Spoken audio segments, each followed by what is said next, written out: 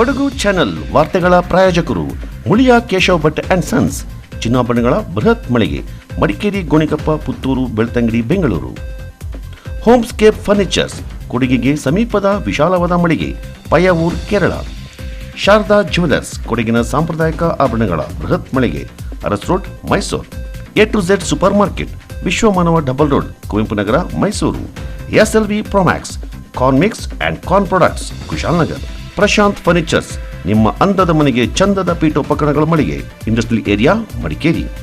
ಫ್ಯಾಬಿನ್ಸ್ family restaurant, ಬೆಕಾಚಿ resto cafe, always cell tower, Kohinoor ರಸ್ತೆ, ಮಡಿಕೇರಿ. ವಿದ್ಯಾಸಂಸ್ಥೆಗೆ ನೀಡಿದ ಆಸ್ತಿ ಪ್ರತಿಷ್ಠಿತ ಮಠದ ಪಾಲು. ಮುಂದಿನ ದಿನಗಳಲ್ಲಿ ಆಡಳಿತ ಮಂಡಳಿಗೆ ಸಭೆಯನ್ನು ಕರೆದು ಹಸ್ತಾಂತರಿಸುವುದು. ಒಳಗಿಂದೊಳಗೆ ಒಂದು 4-5 ಲಕ್ಷ ರೂಪಾಯಿಗಳಿಗೆ ಅದನ್ನು ವ್ಯಾಪಾರ ಮಾಡಿಕೊಂಡು 28 ಲಕ್ಷಕ್ಕೆ ಅವರು ಅದನ್ನು ಸೊಸೈಟಿಗೆ ರಿಜಿಸ್ಟರ್ ಮಾಡಿದ್ದಾರೆ. ಇಂತಹ ಒಂದು ವ್ಯವಹಾರ ಮಾಡುವುದು ಜನಗಳಿಗೆ ಮಾತ್ರ ಅನ್ಯಾಯ ಮಾಡುವ ಕೆಲಸ. ಈ ಅಧ್ಯಕ್ಷರು ಆಡಳಿತ ಮಂಡಳಿ ಇದ್ದುಕೊಂಡು ಮಾಡುವಂತದ್ದು ಸರಿಯಲ್ಲ. ಅಕ್ರಮ ಪ್ರವೇಶಿಸಿದ್ದಕ್ಕೆ ಸಂಸ್ಥೆಯ ಸಿಬ್ಬಂದಿಗಳಿಗೆ ಕಿರುಕುಳ. ಧ್ವನಿ ಎತ್ತಿದ್ದಕ್ಕೆ ಸಿಕ್ಕಿದ್ದು ಸಂಸ್ಥೆಯಿಂದ ಅಮಾನತು ಶಿಕ್ಷೆ. ಅದನ್ನೇನೋ ಪ್ರಶ್ನೆ ಮಾಡಕ್ಕೆ ಹೋಗಿದ್ದಾರೆ. ತಮ್ಮ ಮತ್ತೆ ಯಾರು ಪ್ರಶ್ನೆ ಮಾಡಿದವರಿಗೆ ಅಲ್ಲ ಶಿಕ್ಷೆ ಕೊಟ್ಟು ಅವ್ರನ್ನ ಅಮಾನತು ಮಾಡಿದ್ದು ಇದು ಸರಿಯಲ್ಲ. ಆಡಳಿತ ಮಂಡಳಿ ಆಡಿದ್ದೇ ಆಟ. ಭಗಂಡೇಶ್ವರ ನೆಲದಲ್ಲಿ ನಡೆದಿದೆಯಾ ಘೋರ ಅನ್ಯಾಯ.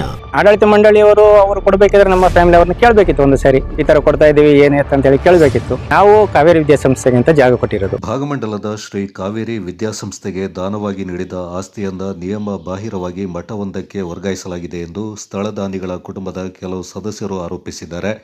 ನಗರದಲ್ಲಿ ಸುದ್ದಿಗೋಷ್ಠಿಯಲ್ಲಿ ಮಾತನಾಡಿದ ತಾವೂರು ಗ್ರಾಮದ ಹೊಸಗದ್ದೆ ಪಿ ವೆಂಕಟೇಶ್, ಶ್ರೀ ಕಾವೇರಿ ವಿದ್ಯಾಸಂಸ್ಥೆಗಾಗಿ ಹೊಸಗದ್ದೆ ಕುಟ್ಟಪ್ಪ ಅವರು ದಾನವಾಗಿ ನೀಡಿದ 2.75 ಎಕರೆ ಜಾಗ ಸೇರಿದಂತೆ ಸುಮಾರು 16 ಎಕರೆ ಜಾಗವನ್ನು ಮಠಕ್ಕೆ ನೀಡಲಾಗಿದೆ. ಹೊಸಗದ್ದೆ ಕುಟ್ಟಪ್ಪ ಅವರು ವಿದ್ಯಾಸಂಸ್ಥೆಯ ಬೆಳವಣಿಗೆಗಾಗಿ ಜಾಗವನ್ನು ನೀಡಿದ್ದರೇ ಹೊರತು ಇತರರಿಗೆ ವರ್ಗಾಯಿಸುವುದಕ್ಕಾಗಿ ಅಲ್ಲ. ಜಾಗವನ್ನು ಮಠಕ್ಕೆ ನೀಡುವ ಸಂದರ್ಭ ಹೊಸಗದ್ದೆ ಕುಟುಂಬಸ್ಥರ ಗಮನಕ್ಕೆ ತಂದಿಲ್ಲವೆಂದು ಆರೋಪಿಸಿದರು.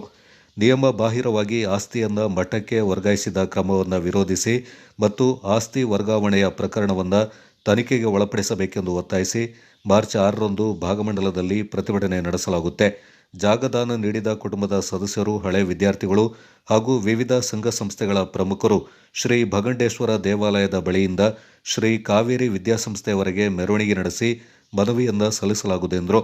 ನಮ್ಮ ಮನವಿಗೆ ಸೂಕ್ತ ಸ್ಪಂದನೆ ದೊರೆಯದೇ ಇದ್ದಲ್ಲಿ ನ್ಯಾಯಾಲಯದ ಮೊರೆ ಹೋಗುವುದಾಗಿ ತಿಳಿಸಿದ ಹೊಸಗದ್ದೆ ಪಿ ವೆಂಕಟೇಶ್, ಮಠಕ್ಕೆ ನೀಡಿದ 2.75 ಎಕರೆ ಜಾಗವನ್ನು ಮರಳಿ ಶ್ರೀ ಕಾವೇರಿ ವಿದ್ಯಾಸಂಸ್ಥೆಯ ಅಧೀನಕ್ಕೆ ಒಳಪಡಿಸಬೇಕೆಂದು ಒತ್ತಾಯಿಸಿದ್ದಾರೆ.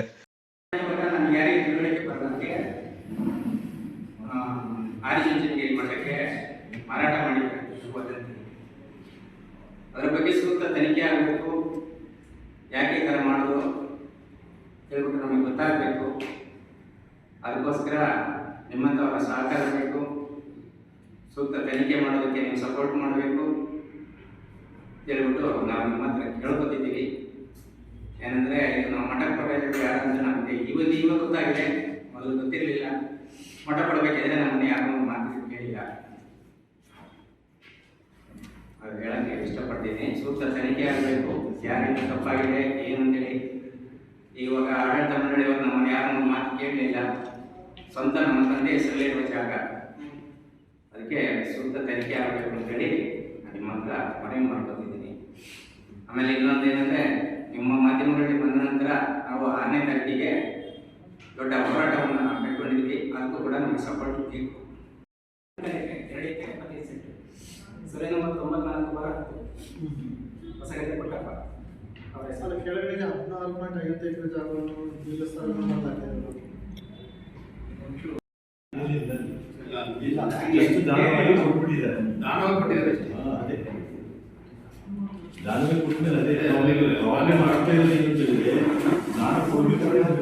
ಹಾಕಿರ್ಬೇಕು ಅದರಲ್ಲಿ. ಮತ್ತೆ ಕೆಲವೊಮ್ಮೆ ನಿರ್ಬಂಧಗಳನ್ನು ಅಳವಡಿಸಿರ್ತಾರೆ. ಶಿಕ್ಷಣ ಸಂಸ್ಥೆಗೆ ಬಳಕೆ ಮಾಡಬೇಕು, ಬಳಕೆ ಮಾಡಬೇಕು, ಕೈಗಾರಿಕೆಗಳ ವಿರುದ್ಧ ತಲುಪಬಾರದು, ಬೇರೆಯವರಿಗೆ ಮಾರಾಟ ಮಾಡಬಾರದು ಹೇಳುವಂಥ ನಿರ್ಬಂಧಗಳನ್ನು ಹೇರಿರ್ತಾರೆ. ಇಲ್ಲಿ ಮುಕ್ತವಾಗಿ ದಾನವಾಗಿ ನೀವು ಕೊಟ್ಟು ಬಿಟ್ಟಿದ್ದೀರ. ದಾನವಾಗಿ ನಿಮ್ಮ ಯಾರು ಕೊಟ್ಟಿದ್ದಾರೆ, ಹೊಸಗದ್ದೆಯನ್ನು ಯಾರು ಕೊಟ್ಟಿದ್ದಾರೆ. ಅದು ಲಾಂಗ್ ಬ್ಯಾಕ್ ನಡ್ಕೊಂಡು ಬರ್ತಾ ಇತ್ತು. ಕಾಲೇಜು ಕಟ್ಟಡ ಶೈಕ್ಷಣಿಕವಾಗಿ ನಡ್ಕೊಂಡು ಬರ್ತಾ ಇತ್ತು. ಇತ್ತೀಚೆಗೆ ಅದನ್ನ ಹ್ಯಾಂಡ್ ಓವರ್ ಟು ಇನ್ನೊಂದು ಕಡೆ ಕೊಟ್ಟಿದ್ದಾರೆ. ಏನು ನಾವು ಕೇಳ್ತಾ ಇರೋದು ಈಗ ಇದನ್ನ ಇದರ ಬಗ್ಗೆ ಏನಾದ್ರು ಕೋರ್ಟಿಗೆ ಏನಾದ್ರು ಹೋಗ್ತಾ ಇದ್ದೀರಾ, ನ್ಯಾಯಾಲಯಕ್ಕೆ ಹೋಗ್ತಾ ಅಥವಾ ಪ್ರತಿಭಟನೆಗೆ ನ್ಯಾಯಾಲಯಕ್ಕೆ ಏನಾದ್ರು ಹೋಗ್ತಾ ಇದ್ದೀರಾ? ಇದು ಪ್ರತಿಭಟನೆಯಿಂದ ಸಾಲ್ವ್ ಆಗೋದಿಲ್ಲ, ಆಗೋದಿಲ್ಲ. ಈಗ ನೀವು ಕೋರ್ಟಿಗೆ ಏನಾದ್ರು ಹೋಗ್ತಾ ಇದ್ದೀರಾ? ಅದನ್ನ ಹೇಳಿ.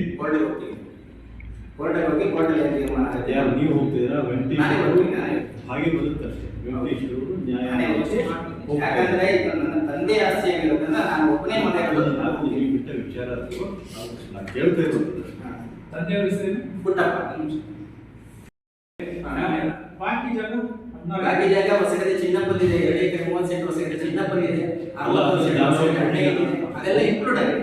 ಅವರು ದಾನವಾಗಿ ಕೊಟ್ಟಿದ್ದಾರಾ ಅಥವಾ ಇವರು ಒತ್ತುವರಿ ಮಾಡಿದ್ದಾರೆ? ಹೊಸಗಡೆ ಕಾಯಕದವರಿಗೆ ಆ ಜಾಗ ಏನ್ ಬೇಕಾದ್ರೆ ಹೊಸಗಡೆ ಹೊಸಗಡೆ ಜಾಗ ಮಾತ್ರ ಗೊತ್ತು. ಬಟ್ ಈಗ ನಿಮ್ಮ ಆಕ್ಷೇಪಗಳಿರುವಂತದ್ದು 2.75 ಎಕರೆ ಅಷ್ಟು ಮಾತ್ರ ಅವ್ರಿಗೆ ಗೊತ್ತಿತ್ತು. ಆ 2.75 ಎಕರೆಯಲ್ಲಿ ಕಾಲೇಜ್ ಇದೆಯಾ? ನಂಗಾರ ಮುತ್ತಣ್ಣ ಅವರು ಹೊಸಗದ್ದೆ ಕುಟುಂಬದವರು ಕೊಟ್ಟಿದ್ದಾರಲ್ಲ 2.75 ಎಕರೆ ದಾನ ಪತ್ರ ಏನಾದ್ರು ಇದೆಯಾ? ಅದಕ್ಕೆ ಸಂಬಂಧ ದಾನ ಪತ್ರದಲ್ಲಿ ನಿರ್ಬಂಧಗಳನ್ನು ಹೇರಿದ್ದಾರೆ. ನಿರ್ಬಂಧಗಳನ್ನು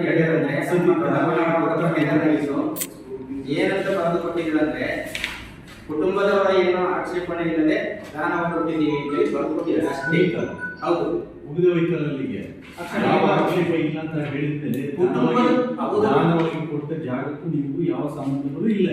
ನಾನು ಹೇಳಿದ ಅರ್ಥ ಆಯ್ತು ನಿಮಗೆ. ಹೊಸಗಡೆ ಕುಟುಂಬದ ಜಾಗ ಅದಕ್ಕೆ ಸ್ವಂತ ನಮ್ಮ ತಂದೆ ಜಾಗ. ನಮ್ಮನ್ನೊಂದು ಮಾತು ನೀವು ಕೊಡ್ಬೇಕಿದ್ರೆ ಮಠ ಕೊಡ್ಬೇಕಿದ್ರೆ ನಮ್ಮನ್ನೊಂದು ಮಾತು ಕೇಳಿದ್ರೆ ಸ್ಕೂಲಿಗೆ ಕೊಟ್ಟಿದ್ದಾರೆ.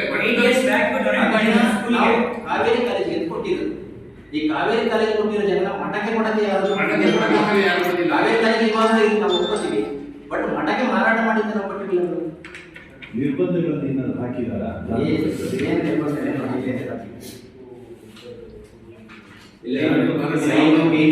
ಕುಟುಂಬದವರ ಸಿಗ್ನೇಚರ್ ಏನೂ ಇಲ್ಲ.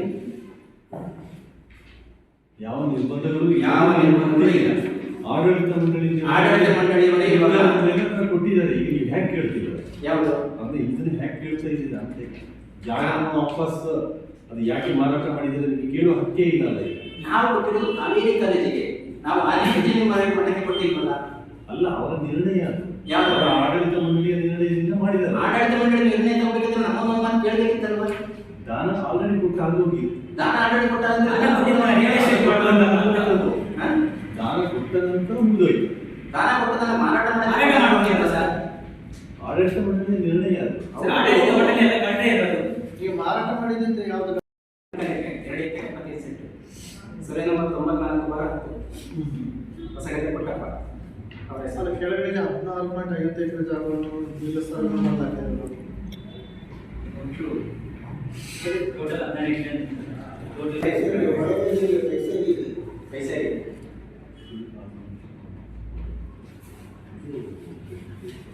ಶ್ರೀ ಕಾವೇರಿ ವಿದ್ಯಾಸಂಸ್ಥೆಯ ಸ್ಥಾಪಕಾಧ್ಯಕ್ಷ ದಿವಂಗತ ಮುತ್ತಣ್ಣ ಅವರ ಮೊಮ್ಮಗ ನಂಗಾರು ಎ ಪ್ರಭಾಕರ್ ಹಾಗೂ ತಾವೂರು ಗ್ರಾಮದ ಲಿಖಿತ HV ಮಾತನಾಡಿ ಸ್ಥಳ ದಾನಿಗಳಿಗೆ ಅನ್ಯಾಯವಾಗಿದೆ ಎಂದು ಆರೋಪಿಸಿದರು. ಅವರಿಗೆ ಒಂದು ಸೀಟ್ ಇರುತ್ತೆ. ಆಮೇಲೆ ನಮ್ಮ ಫ್ಯಾಮಿಲಿಯಲ್ಲಿ ಯಾವ ಮಕ್ಕಳು ಓದಿದ್ರು ಅವರಿಗೆ ಫ್ರೀ ಎಜುಕೇಶನ್ ಅಂತ ಇತ್ತು ಮುಂಚೆ ಕಾಲೇಜ್ ಇದ್ದ ಟೈಮಲ್ಲಿ. ಅದು ಓದಿದವರೆಲ್ಲ ಓದಿದ್ದಾರೆ ಕೂಡ ಅಲ್ಲಿ ಫ್ರೀ ಅದೇ ಅದು ಯೂಸ್ ಮಾಡ್ಕೊಂಡ್ರೆಲ್ಲ ಮಾಡ್ಕೊಂಡಿದ್ದಾರೆ. ಅದಾದ್ಮೇಲೆ ಮಠಕ್ಕೆ ಕೊಡ್ಬೇಕಾದ್ರೆ ನಮಗೆಲ್ಲ ನಾವು ಹೊರಗಡೆ ಇರೋದ್ರಿಂದ ನಮಗೆ ಗೊತ್ತಾಗಲಿಲ್ವೋ ಅಲ್ಲ ಏನಂತ ಗೊತ್ತಿಲ್ಲ. ನಮಗೆ ಕರೆಕ್ಟಾಗಿ ಹೇಳಿರಲಿಲ್ಲ. ನಮ್ಮ ಫ್ಯಾಮಿಲಿ ಕೂಡ ಈ ಥರ ಅಂತ ಹೇಳಿರಲಿಲ್ಲ. ಒಂದು ಮಾತು ಕೇಳಬೇಕಿತ್ತಲ್ಲ. ನಾವು ಕೊಟ್ಟ ಜಾಗ ಮೇಲೆ ನಮ್ಮನ್ನು ಕೇಳಬೇಕಿತ್ತು, ಬಟ್ ಅದು ಕೇಳಿರಲಿಲ್ಲ ಅವರು. ಅದಾದ್ಮೇಲೆ ಇದು ನಮ್ಮ ಅವ್ರ ದೊಡ್ಡಪ್ಪನ ಜೊತೆಲ್ಲ ಮಾತಾಡಿದ್ದಾರೆ ಅಂತ ನಮಗೆ ಗೊತ್ತಿಲ್ಲ. ಮಾಹಿತಿ ನಮ್ಗೆ ಅಂದ್ರೆ ನಮ್ಗೇನು ಹೇಳಿಲ್ಲ. ಅಂದ್ರೆ ಕರೆಕ್ಟಾಗಿ ಕುಟುಂಬದ ಜಾಗ ಗೊತ್ತಿತ್ತು ಅಷ್ಟೇ, ಬಟ್ ನಮ್ಮ ತಂದೆ ಸ್ವಂತ ಜಾಗ ಅಂತ ಗೊತ್ತಾಗಿದೆ. ಖಾಲಿ ನೀಡೋದು ನಾವು ಈ ಹಿಂದೆ ನಂತರ ಮುತ್ತಣ್ಣನವರು ಎಷ್ಟು ಕಷ್ಟಪಟ್ಟು ನಮ್ಮ ಬಾಬಾ ನಾಡಿ ಒಂದು ಕಾಲೇಜ್ ಬೇಕು ಉದ್ದೇಶವನ್ನು ಮಾಡಿದ್ದಾರೆ ಅಂತ ಹೇಳ್ತದ್ದು ಅವರಿಗೆ ಗೊತ್ತಿರೋದು. ನಾವು ಅದಕ್ಕೆ ಸಪೋರ್ಟಾಗಿ ನಮ್ಮ ಊರಿನವರು ಗ್ರಾಮಸ್ಥರು ಸಮೇತ ಇದ್ದರು ಆ ಸಮಯದಲ್ಲಿ. ಇದರಲ್ಲಿ ಎಷ್ಟೋ ಪ್ರಿನ್ಸಿಪಾಲ್ಗಳು ಆಗಿದ್ದರು. ಆದರೆ ಇಂಥ ಪ್ರಿನ್ಸಿಪಾಲ್ ಮಾಡುವಂಥ ಒಂದು ಪ್ರಿನ್ಸಿಪಾಲ್ ನಮ್ಮ ಬಹಳ ಕಾಣಲಿಕ್ಕೆ ಬರ್ತದೆ. ಇದನ್ನು ನೀವು ತನಿಖೆ ಮಾಡಿ ನಮಗೆ ಕಾಲೇಜನ್ನು ಎಲ್ಲರೂ ತರದಲ್ಲಿ ಬಿಡುಗಡೆ ಮಾಡಿಕೊಡ್ಬೇಕು ಅಂತ ನಾವು ಕೇಳ್ತೀವಿ. ಶ್ರೀ ಕಾವೇರಿ ವಿದ್ಯಾಸಂಸ್ಥೆಯ ಸ್ಥಾಪಕ ಅಧ್ಯಕ್ಷರಾದ ನಲ್ಲಾರ ಮುತ್ತಣ್ಣವರ ಮೊಮ್ಮಗ, ಆನಂತರ ದೇವರ ಪುತ್ರರ ಮೊಮ್ಮಗ, ಆನಂದರ ಮಗ. ನಮ್ಮ ತಾತನವರು ವಿದ್ಯಾಸಂಸ್ಥೆ ಕಟ್ಟಿ ಬಹಳ ಜನರಿಗೆ ಒಳ್ಳೆಯದಾಗಿದೆ. ಆದರೆ ನಮ್ಮ ಕುಟುಂಬದ ಯಾರೊಬ್ಬರು ಇದರಲ್ಲಿ ಹಸ್ತಕ್ಷೇಪ ಮಾಡಿರಲಿಲ್ಲ. ಆದರೆ ಈಗಿನ ಆಡಳಿತದ ವೈದ್ಯರು ನೋಡಿಬಿಟ್ಟು ನಮ್ಮ ಮನಸ್ಸಿಗೆ ಬಹಳ ಬೇಜಾರಾಗಿದೆ. ಆದ್ದರಿಂದ ನಾವು ಎಲ್ಲರೂ ಸೇರಿ ತಾರೀಕು 6ರಂದು ಬೃಹತ್ ಪ್ರತಿಭಟನೆಯನ್ನು ಹಮ್ಮಿಕೊಂಡಿದೆ. ಅದಕ್ಕೆ ನಮ್ಮ ಕುಟುಂಬಸ್ಥರು ಹಾಗೂ ಊರಿನವರು ಸಹಕಾರ ಮಾಡಬೇಕೆಂದರೆ ಈ ಕಡೆ ಗೋಷ್ಠಿಯಲ್ಲಿ ಕಾವೇರಿ ವಿದ್ಯಾಸಂಘದ ಸದಸ್ಯ ಅಮೇಮನೆ ಎನ್ ಅನಂತಕುಮಾರ್, ಕುಂದಚೇರಿ ಗ್ರಾಮದ ತೇಜಸ್ ಏಕೆ ಹಾಗೂ ಹಿರಿಯರಾದ ತಾವೂರು ಗ್ರಾಮದ ಬಾರಿಕೆ ಎಸ್ ಚಂಗಪ್ಪ ಪಾಲ್ಗೊಂಡಿದ್ದರು. ರಾಜ್ಯ ಕಾಂಗ್ರೆಸ್ನಲ್ಲಿ ನಾಯಕತ್ವ ಬದಲಾವಣೆಯ ಸಂಘರ್ಷ ದಿನಕ್ಕೊಂದು ತಿರುವು ಪಡೆದುಕೊಳ್ತಾ ಇರುವ ಬೆನ್ನಲ್ಲೇ ಇದೀಗ ಹೈಕಮಾಂಡ್ಗೆ ಮತ್ತೊಂದು ಹೊಸ ತಲೆನೋವು ಶುರುವಾಗಿದೆ. ಮೊದಲ ಬಾರಿಗೆ ಶಾಸನಸಭೆಗೆ ಆಯ್ಕೆಗೊಂಡಿರುವ ಕಾಂಗ್ರೆಸ್ನ 38 ಶಾಸಕರಲ್ಲಿ 31 ಶಾಸಕರು ಸಚಿವ ಸಂಪುಟ ವಿಸ್ತರಣೆ ವೇಳೆ ಸಚಿವ ಸ್ಥಾನ ಗಿಟ್ಟಿಸಿಕೊಳ್ಳಲು ನಾಮುಂದು ತಾಮುಂದು ಅಂತ ಬಣದ ಮುಖಂಡರೊಂದಿಗೆ ಹೈಕಮಾಂಡ್ ಕಡೆ ಮುಖ ಮಾಡಿರುವುದು ಕಂಡುಬರ್ತಾ ಇದೆ. ಮೊದಲ ಬಾರಿಗೆ ಗೆದ್ದ 31 ಶಾಸಕರು ಹೈಕಮಾಂಡ್ಗೆ ಪತ್ರವನ್ನು ಬರೆದಿದ್ದು, ಮೊದಲ ಬಾರಿ ಗೆದ್ದ ಕನಿಷ್ಠ 5 ಶಾಸಕರಿಗೆ ಸಚಿವ ಸಂಪುಟದಲ್ಲಿ ಸ್ಥಾನ ನೀಡುವಂತೆ ಒತ್ತಾಯಿಸಿದ್ದಾರೆ. ಇದರಲ್ಲಿ ಸಚಿವ ಸ್ಥಾನಕ್ಕೆ ಒತ್ತಾಯಿಸಿದವರಲ್ಲಿ ಕೊಡಗಿನ ಶಾಸಕರಾದ ಎಎಸ್ ಪನ್ನಂಡ ಹಾಗೂ ಡಾಕ್ಟರ್ ಮಂತರಗೌಡ ಸೇರಿದಂತೆ Iqbal Hussain, Ravikumar Ganiga, Pradeep Eshwar, Vikas Vaidya, Nara Bharath Reddy, K Udayakumar, N Srinivas, B B Chimmanakatti, B Devendrappa, Ashok Managuli, K Basavanthappa, Shivaganga Basavaraj, H V Venkatesh, Ashok Kumar Rai, D Ravishankar, Nayana Motamma, Mahendra Tammannanavar, A C Srinivas, Baba Saheb Patil, Darshan Dhruvanarayan, Raja Venugopal Naik, K Prakash Koliwad, Anand K S, T Chennareddy Patil ಇವರು ಸರತಿ ಸಾಲಿನಲ್ಲಿ ಸಚಿವ ಸ್ಥಾನ ಪಡೆಯಲು ಮುಂದಾಗಿದ್ದಾರೆ. ಒಂದು ವೇಳೆ ಸಂಪುಟ ರಚನೆಯಲ್ಲಿ ಹೈಕಮಾಂಡ್ ಹೊಸಬರಿಗೆ ಮಣೆ ಹಾಕಿದ್ದೇ ಆದಲ್ಲಿ ಕೊಡಗಿನ ಶಾಸಕರಿಗೆ ಸಚಿವ ಸ್ಥಾನ ದೊರೆಯುವುದರಲ್ಲಿ ಸಂಶಯವೇ ಇಲ್ಲ. ಯಾಕೆಂದ್ರೆ ಈ ಹಿಂದೆ ಸಿದ್ದರಾಮಯ್ಯ ವಿರೋಧ ಪಕ್ಷದ ನಾಯಕರಾಗಿ ಕೊಡಗಿಗೆ ಬಂದ ಸಂದರ್ಭ ಅವರ ಕಾರಿಗೆ ಮೊಟ್ಟೆ ಹೊಡೆದು ಅವರನ್ನು ವಿಚಲಿತಗೊಳಿಸಿದ್ರು. ಇದೇ ವೇಳೆ ಅವರು ಸೋಮವಾರಪೇಟೆಯ ಕಕ್ಕೆಹೊಳೆ ಬಳಿ ಇರುವ ಕಾಂಗ್ರೆಸ್ ಕಚೇರಿ ಎದುರು ನಿಂತು ನಾವು ಮುಂಬರುವ ಚುನಾವಣೆಯಲ್ಲಿ ರಾಜ್ಯದಲ್ಲಿ ಗೆದ್ದು ಕೊಡಗಿನ 2 ಕ್ಷೇತ್ರಗಳನ್ನು ಗೆದ್ದು ನಿಮ್ಮ ಸೊಕ್ಕನ್ನ ಅಡಗಿಸ್ತೇವೆ ಅಂತ ಸವಾಲು ಹಾಕಿ ಹೋಗಿದ್ರು. ಅಲ್ಲದೆ ಕೆಲವು ತಿಂಗಳ ಹಿಂದೆ ಉಪಮುಖ್ಯಮಂತ್ರಿಗಳಾದ ಡಿಕೆ ಶಿವಕುಮಾರ್ ಕೊಡಗಿಗೆ ಬಂದ ಸಂದರ್ಭ ಇಲ್ಲಿಗೆ ಸಚಿವ ಸ್ಥಾನ ನೀಡುವುದಾಗಿ ಸೂಚನೆ ನೀಡಿದ್ರು. ಇನ್ನು ಪ್ರಮುಖವಾಗಿ ಕೊಡಗು ಜಿಲ್ಲೆಗೆ ಯಾವುದೇ ಪಕ್ಷ ಬಂದರೂ ಇಲ್ಲಿನ ಸದಸ್ಯರಿಗೆ ಸಚಿವ ಸ್ಥಾನ ನೀಡದೆ ಹಲವು ವರ್ಷಗಳೇ ಕಳೆದಿವೆ. ಈ ನಿಟ್ಟಿನಲ್ಲಿ ಇಲ್ಲಿಗೆ ಸಚಿವ ಸ್ಥಾನ ನೀಡುವುದು ಒಂದು ಲೆಕ್ಕದಲ್ಲಿ ಸರಿ ಇದೆ ಎನ್ನಬಹುದು. ಇದನ್ನೇ ಮನದಟ್ಟು ಮಾಡಿರುವ ಶಾಸಕರು ಇನ್ನಿಲ್ಲದ ಸಾಹಸ ಪ್ರಯತ್ನ ಮಾಡಿ ರಾಜ್ಯ ಹೈಕಮಾಂಡ್ನ ಮನವೊಲಿಸುವ ಯತ್ನ ನಡೆದಿತ್ತು. ಆದರೆ ಸಿಎಂ ಕುರ್ಚಿ ವಿಷಯದ ಇತ್ಯರ್ಥಕ್ಕೆ ಅಂತಿಮ ತೀರ್ಮಾನಕ್ಕೆ ಬಾರದ ವರಿಷ್ಠರಿಗೆ ಇದೀಗ ಶಾಸಕರು ಮಂತ್ರಿ ಸ್ಥಾನಕ್ಕೆ ಬೇಡಿಕೆ ಇಟ್ಟಿರುವುದು ಮತ್ತಷ್ಟು ತಲೆಬಿಸಿ ಹೆಚ್ಚಿಸಿದೆ. ಸಿಎಂ ಹಾಗೂ ಡಿಸಿಎಂ ಇಬ್ಬರ ಬೆಂಬಲಿತ ಶಾಸಕರು ಈ ಪಟ್ಟಿಯಲ್ಲಿರುವುದು ವಿಶೇಷವಾಗಿದೆ. ಈಗಾಗಲೇ ವರಿಷ್ಠರಿಗೂ ತಲುಪಿದ ಈ ಪತ್ರ ಇನ್ನು ಸಂಪುಟ ಪುನರ್ರಚನೆ ವೇಳೆ 31 ಅಭ್ಯರ್ಥಿಗಳಲ್ಲಿ ಯಾರಾಗಲಿದ್ದಾರೆ 5 ಅದೃಷ್ಟಶಾಲಿಗಳು ಅಂತ ಕಾದು ನೋಡುವಷ್ಟರಲ್ಲಿ ಸಿಎಂ ಸಿದ್ದರಾಮಯ್ಯ ಹೊಸ ಎಂಎಲ್ಎಗಳಿಗೆ ಯಾವುದೇ ಸಚಿವ ಸ್ಥಾನ ನೀಡೋದಿಲ್ಲ ಅಂತ ಸ್ಫೋಟಕ ಹೇಳಿಕೆ ನೀಡಿರುವುದು ಶಾಸನಸಭೆಗೆ ಆಯ್ಕೆಯಾಗಿದ್ದ 38 ಸದಸ್ಯರ ಕನಸಿಗೆ ಮಣ್ಣು ಎರಚಿದಂತಾಗಿದೆ. Special report Kodagu channel, Dushyanth Kumar, Ganagooru. ಪ್ರವಾಸಿ ತಾಣವಾಗಿರುವ ಮಂಜಿನ ನಗರಿಯ ಪ್ರಮುಖ ಆಕರ್ಷಣೆ ರಾಜರ ಗದ್ದುಗೆಗಳು. ಹಾಗೆಂದು ಗತಕಾಲದ ಕುರುಹು ಆಗಿರುವ ಗದ್ದುಗೆಗಳ ವೀಕ್ಷಣೆಗೆ ನೀವು ತೆರಳಿದರೆ ನಿರಾಶರಾಗುವುದು ಖಂಡಿತ. ನಿರ್ವಹಣೆ ಇಲ್ಲದ ಗದ್ದುಗೆ ಕಟ್ಟಡಗಳು, ನೀರಿಲ್ಲದ ಕಾರಂಜಿ ಕೊಳ, ಸತ್ತಿರುವ ಹಾಗೂ ಬಾಡಿದ ಗಿಡಗಳ ಹೂದೋಟ, ಬೀಗ ಹಾಕಿರುವ ಬಣ್ಣ ಬಣ್ಣಗಳಿಲ್ಲದ ಶಿಥಿಲವಾದ ಕಟ್ಟಡಗಳು, ತುಕ್ಕು ಹಿಡಿದ ಬಾಗಿಲುಗಳು, ವಿದ್ಯುತ್ ಸಂಪರ್ಕವಿಲ್ಲದ ವಿದ್ಯುತ್ ದೀಪಗಳು, ನಿರ್ವಹಣೆ ಇಲ್ಲದ ಕಣ್ಗಾವಲು ಸಿಸಿ ಕ್ಯಾಮೆರಾಗಳು ಇವು ಗದ್ದುಗೆಗಳ ಇಂದಿನ ದಯನೀಯ ಸ್ಥಿತಿ. ಪ್ರವಾಸಿ ತಾಣವೊಂದರ ನಿರ್ಲಕ್ಷ್ಯಕ್ಕೆ ಇದಕ್ಕಿಂತ ಉದಾಹರಣೆ ಬೇರೆ ಸಿಗದು. ಮಡಿಕೇರಿ ಪಟ್ಟಣದ ಒಂದು ಕೊನೆಯಲ್ಲಿ ಮಹದೇವಪೇಟೆ ಬಳಿಯ ಎತ್ತರದ ಗುಡ್ಡದಲ್ಲಿ ರಾಜರ ಗದ್ದುಗೆಗಳಿವೆ. ವೀರರಾಜೇಂದ್ರ ಹಾಗೂ ಆತನ ಪತ್ನಿ ಲಿಂಗರಾಜೇಂದ್ರನ ಗದ್ದುಗೆಗಳು ಇಲ್ಲಿವೆ. ಇದೊಂದು ಕ್ರಿಸ್ತ ಶಕ 1520ರಲ್ಲಿ ಲಿಂಗರಾಜೇಂದ್ರನ ಪುತ್ರ ಚಿಕ್ಕ ವೀರರಾಜ ಕಟ್ಟಿಸಿದ್ರು. ಈ ಗದ್ದುಗೆಗಳು ಇಂಡೋ ಸಾರ್ಸನಿಕ್ ಶೈಲಿಯಲ್ಲಿವೆ. ಇದು ಐತಿಹಾಸಿಕ ಹಿನ್ನೆಲೆಯ ಮಾಹಿತಿಯೊಂದಿಗೆ ಮನಸ್ಸಿಗೆ ಉಲ್ಲಾಸ ನೀಡುವ ತಾಣವಾಗಿತ್ತು. ಬಸ್ ನಿಲ್ದಾಣದಿಂದ 1 ಕಿಲೋಮೀಟರ್ ಅಂತರದಲ್ಲಿರುವ ರಾಜರ ಗದ್ದುಗೆಗಳು ಇಂದು ಶಿಥಿಲಾವಸ್ಥೆಗೆ ತಲುಪಿವೆ. ನಿರ್ವಹಣೆಯ ಕೊರತೆಯಿಂದ ರಾಜರ ಗದ್ದುಗೆಗಳು ಪ್ರವಾಸಿ ತಾಣ ಹೋಗಲಿ ಯಾರಿಗೂ ಬೇಡವಾದ ಸ್ಥಳವಾಗಿದೆ. ಈ ಹಿಂದೆ ಮೂಡಾವತಿಯಿಂದ ಗದ್ದುಗೆ ಆವರಣದಲ್ಲಿ ಸುಂದರವಾದ ಉದ್ಯಾನವನವನ್ನು ನಿರ್ಮಾಣ ಮಾಡಲಾಗಿತ್ತು. ಅಂದದ ಹೂದೋಟದಿಂದ ಸ್ಥಳೀಯರನ್ನ ಪ್ರವಾಸಿಗರನ್ನ ಆಕರ್ಷಿಸ್ತಾ ಇತ್ತು. ಇದೀಗ ಉದ್ಯಾನವನ ನಿರ್ವಹಣೆ ಇಲ್ಲದೆ ಸೊರಗಿದೆ. ಕಾಡು ಕೊಂಪೆಯಾಗಿದೆ. ಇನ್ನು ಕಟ್ಟಡಗಳ ಪರಿಸ್ಥಿತಿ ಹೇಳತಿರೋದು. ಸುಣ್ಣ ಬಣ್ಣ ಕಾಣದೆ ಸೊರಗಿದ ಕಟ್ಟಡಗಳು ಪ್ರವಾಸಿಗರನ್ನ ಆಕರ್ಷಿಸುವುದು ಹೋಗಲಿ ದೂರ ಓಡುವಂತೆ ಮಾಡುತ್ತವೆ. ಶಿಲಾ ಫಲಕಗಳು, ಕಬ್ಬಿಣದ ಗೇಟುಗಳು ಎಲ್ಲವೂ ತುಕ್ಕು ಹಿಡಿದಿವೆ. ಹೀಗೆ ಬಿಟ್ಟರೆ ಈ ಐತಿಹಾಸಿಕ ಕುರುಹುಗಳು ಮೂಲೆಗುಂಪಾಗಲಿವೆ. ಐತಿಹಾಸಿಕ ಗದ್ದುಗೆಗಳ ನಿರ್ವಹಣೆಗೆ ಪುರಾತತ್ವ ಇಲಾಖೆ ಮುಂದಾಗಬೇಕು ಎಂಬುದು ಪ್ರವಾಸಿಗರ ಹಾಗೂ ಸಾರ್ವಜನಿಕರ ಆಗ್ರಹವಾಗಿದೆ.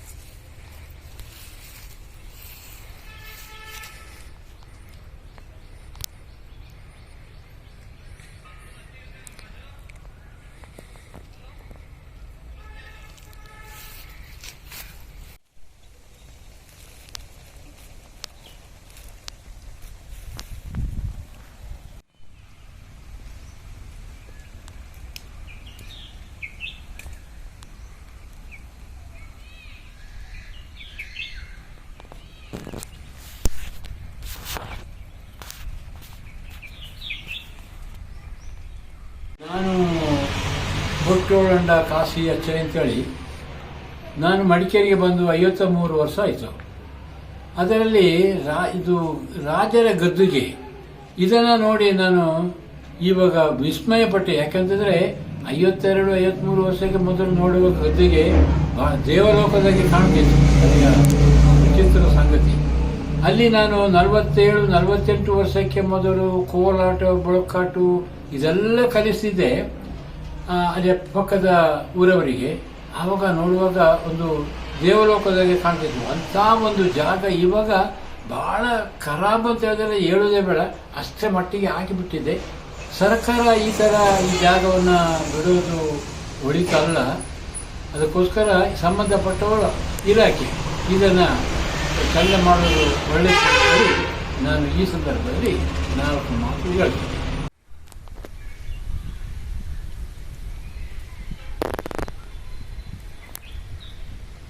ವಿಶೇಷ ವರದಿ ದುಗ್ಗಳ ಸದಾನಂದ, ಕೊಡಗು ಚಾನಲ್, ನಾಪೊಕ್ಲು.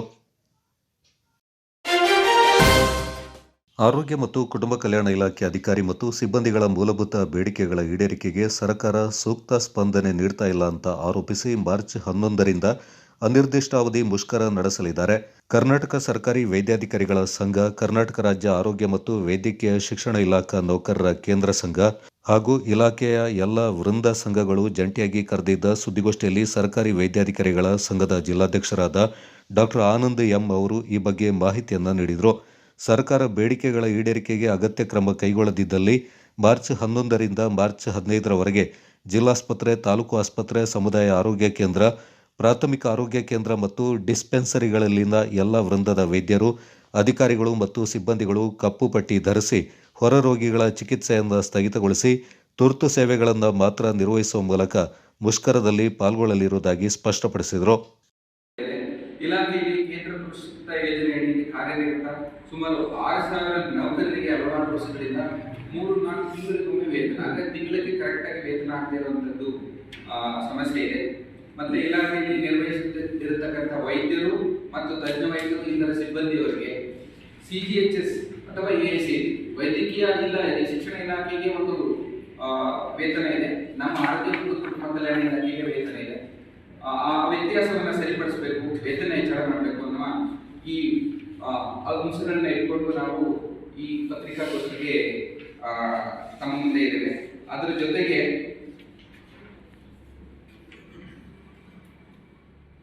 ಸರ್ಕಾರಿ ವೈದ್ಯರುಗಳು ಮತ್ತೆ ಇತರ ಸಿಬ್ಬಂದಿಗಳು ಅವರ ಕೌಶಲ್ಯದ ಆಧಾರದ ಮೇಲೆ ಅವಧಿಯ ನಂತರ ಖಾಸಗಿ ಸೇವೆಗೆ ನಂತರ ಅಂದ್ರೆ ಆಫೀಸ್ ಅವರ್ಸ್ ಆದ ನಂತರ ಪ್ರಾಕ್ಟೀಸ್ ಮಾಡಲಿಕ್ಕೆ ಸರ್ಕಾರದಲ್ಲಿ ಅವಕಾಶ ಇರುತ್ತೆ. ಆದರೆ ಇತ್ತೀಚೆಗೆ ಅದರಲ್ಲಿ ವೈದ್ಯರ ತಾಲೂಕು ಮಟ್ಟ, ಗ್ರಾಮೀಣ ಮಟ್ಟದಲ್ಲಿ ಜನಗಳಿಗೆ ಕೊಡಬೇಕಾದಂಥ ಅವರ ಆಫೀಸ್ ಟೈಮಿಯಲ್ಲಿ ನಂತರ ಕೊಡಬೇಕಾದಂಥ ಒಂದು ಅವಕಾಶವನ್ನು ಕಿತ್ಕೊಂಡು ಬರೀ OPD ಮಾತ್ರ ಮಾಡಬೇಕು ಅಂತ ಇತ್ತೀಚೆಗೆ ಆದೇಶ ಹೊರಡಿಸಿರ್ತಾರೆ.